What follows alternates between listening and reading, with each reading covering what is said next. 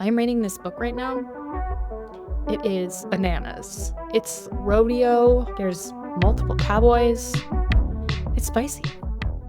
Today we are talking about normalize being a hot mom. I just saw a post from somebody I follow that I love. She just posted something like normalize moms being hot. So in this episode I want to talk about like things I want to normalize as a 40-year-old mom. And when I saw her post this carousel of herself looking so gorgeous at this festival, like she's at this concert. It was Coachella-esque. I think it might have been Fish and it might have been in the Caribbean or something. She travels, and I don't know if her kids were with her or if not, but her and her husband go and do things that the youth do. We don't even have to say that the youth do it. They just do things, and it doesn't matter if it's a thing that's characteristically for young people or if it's cringe or whatever. They get dressed up, she looks hot, and they go to concerts. When I saw that post, normalize moms being hot, and I saw the carousel of her looking amazing, I was like, yes, that made me feel good. That made me feel like something I want to be doing. I'm going to round up some things where I want to be that way as a mom, or talk about why I feel like I can't be that way as a mom.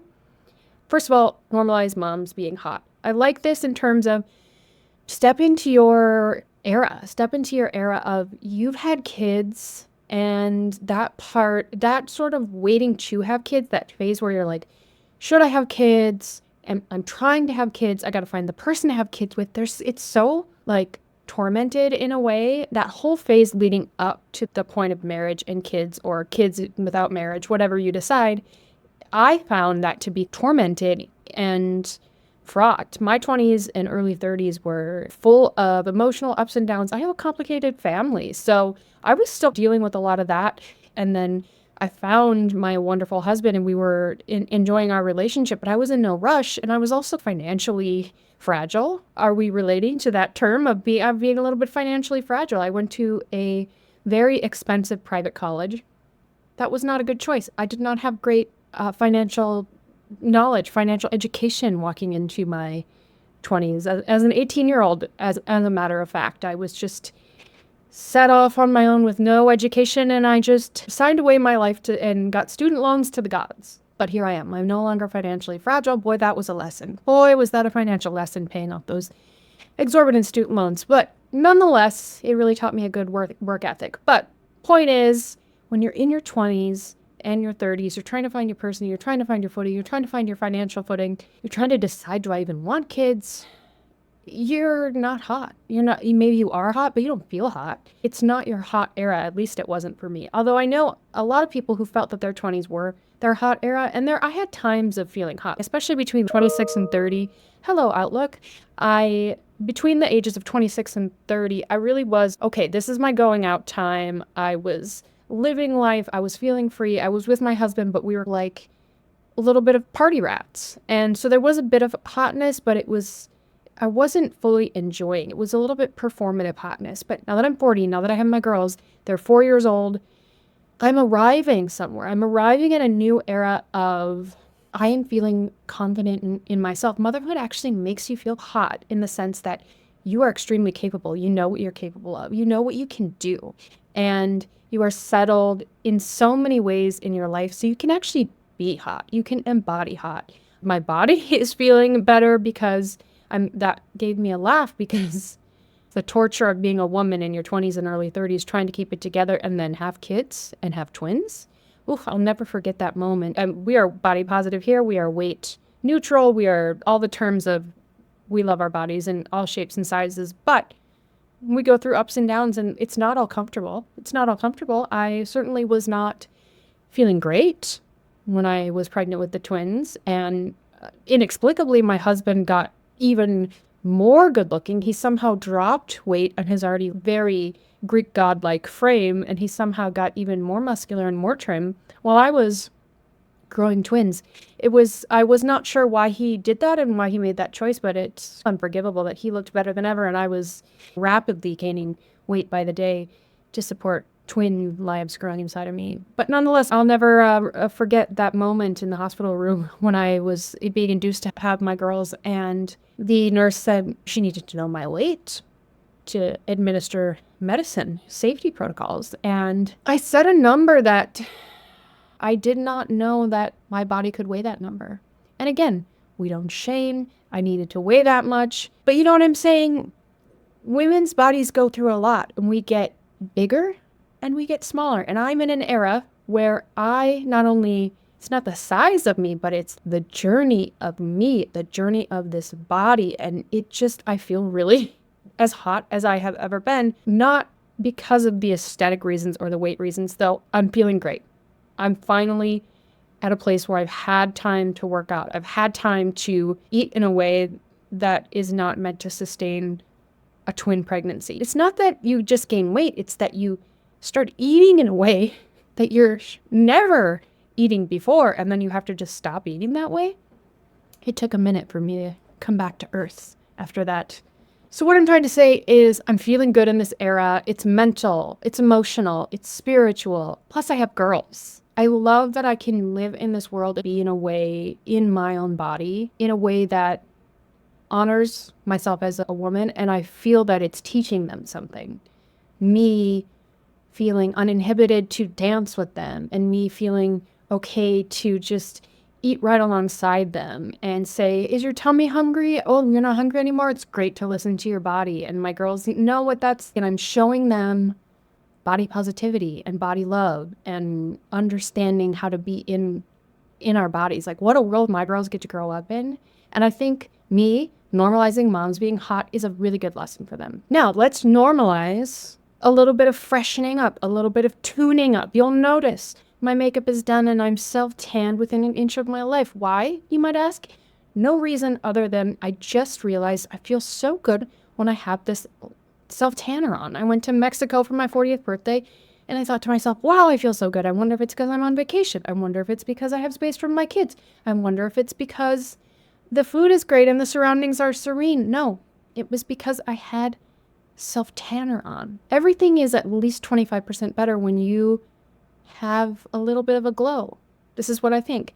So let's normalize doing little tweaks and perks for yourself, whether that's an expensive one. I head to the salon, I go to my esthetician, I get facials, I get lasers, I do all manner of things, and I'm not shy about it, but we don't have time to talk about the things that I've been dabbling in and that I'm excited about. I like to spend my money on technology, not just tech like AirPods, but I love to spend it on what's new in science for the face. You know what I'm saying?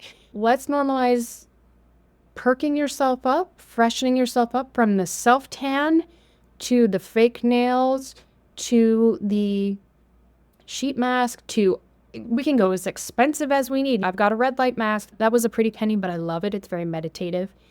Maybe I'm sounding a little vain, but I can be vain.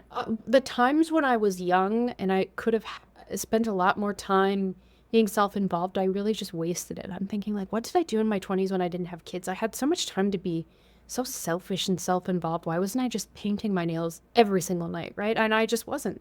So now I am going to focus on those things, the little things that make me feel good, so that my nervous system is regulated and I'm feeling good, so that when my kids are dysregulated, I can hold on. When mom is self-tanned and feeling good, she's less likely to freak out and be short and stern. My girls do not like stern boys. They know stern boys. If I have a self-tan, it's more likely that stern voice isn't going to come out. It's science. So normalize perks and tweaks and self-tans. After, again, I emerged from the twin pregnancy, it was also during the pandemic. Things were so strange.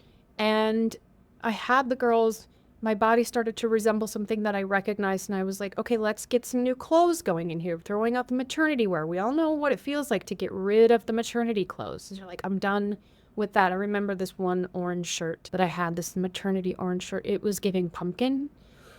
I had to get rid of it. When I was ready to buy new clothes after being pregnant, I thought, what's this? I went on Forever 21. What was I doing? But fashion, I don't understand. I'm not understanding fashion right now, but I'm trying. I'm not so fashionable. My younger sister is very fashionable. She's very creative. She can put a thing together. She's edgy. I'm just more middle of the road, like trying to be cute. a little bit girly, a little bit feminine, sometimes sexy, sometimes romantic, but I'm not trying to dabble in trends and I'm not trying to win any runway awards. I'm not Vogue. But now that I'm into being sustainable and I don't really have a need to buy a lot of clothes because I work from home, I have kids, so it's a lot of athleisure, sweatshirts, pajamas. But when I do have things to do, like a date night with my husband or I travel for work trips, amazing, I love going on work trips, then I know that I have things coming up, clothing rentals. I am embracing and normalizing being a little bit of a fashion girl. It is so fun. As a creative person, it was never my creative outlet, but now I did Rent the Runway and now I'm exploring Newly, and it's perfect because I'm able to try things that I never would have tried before because I don't want to buy a trendy item.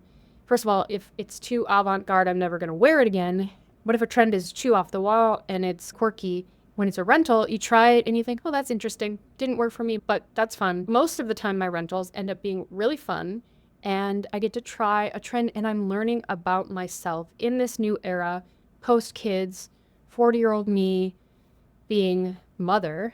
I love that we're taking mother and we're turning it into this powerful term because I do feel mother when I'm in my fashion era. I'm really looking at what influencers are wearing, or Victoria Beckham or Paige DeSorbo. She's such a fashion queen. I love watching what she's wearing. And it's been really fun for me to be able to dabble in that in a way that works for my life. So let's embrace fashion instead of being totally shell-shocked by it like I was for quite a while after the pandemic, but I'm getting there. I'm getting better and rentals are really helping me. Okay, last one might be I'm a little bit nervous saying it, but let's normalize wanting to have sex. Let's normalize being sexy. We want to be hot. We also want to be in touch with our bodies. How do you think we had kids? That's how we get there. And it's amazing how that's how the journey to kids starts.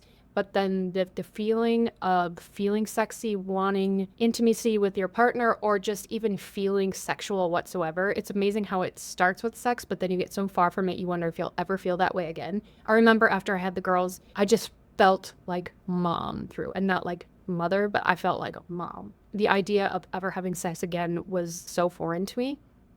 There's something really cool that happens, at least for what I hear, many women after they have kids, when you're in your late 30s, early 40s, and who knows, hormones are an interesting thing, and we can support our hormones where life things come together, where you're learning more about yourself, you're becoming stronger, you're getting more confident, and that really affects a woman in a positive way. We're not approaching sex and intimacy from a performative lens like we're taught. I am here to be sexy for a man, but I'm in touch with my body and I'm in touch with desire. It is something really interesting about what is sexuality, what is desire, and how do I separate my own experience of it from the experience the world has told me it should be, and how being sexual is something that you do with a person as opposed to you could just be a person that is sexual. I'm still learning. It's very layered, but this comes along with what I'm discussing, which is just because you're a mom, just because you're in your 30s or your 40s or your 50s or beyond, does that mean we have to close the door on these pieces of our life? Or is it the first time we're even opening a door to these pieces of our life? Everybody knows that we're reading spicy books. Why are we reading spicy books? Everybody loves a spicy book, but nobody's saying, why do we love a spicy book? It gets us in the mood. It opens up these feelings that we like to have, that we want to have, whether we want to have them with our partner or whether we just like having sexy feelings. We want desire, we want romance, we want sensuality. And I think it's so awesome that there are so many spicy books out there. We're seeing influencers selling vibrators. We're in a collective consciousness movement toward more openness and understanding around what is sexuality, what is intimacy. Moms can be a part of that too. Moms should be a part of that. Again, it's all about Mama Needs Some Space. The podcast title is all about what can I do to create space for myself and selfhood and humanhood so that I am my absolute best for my family. So when we're all feeling sexy from a self-tan and a new clothing rental and a spicy book, it's good. It's good, and we're firing on all cylinders. I'm reading this book right now. It is bananas. It's rodeo. There's multiple cowboys. It's spicy. Tell me what you're normalizing, even though you're a mom.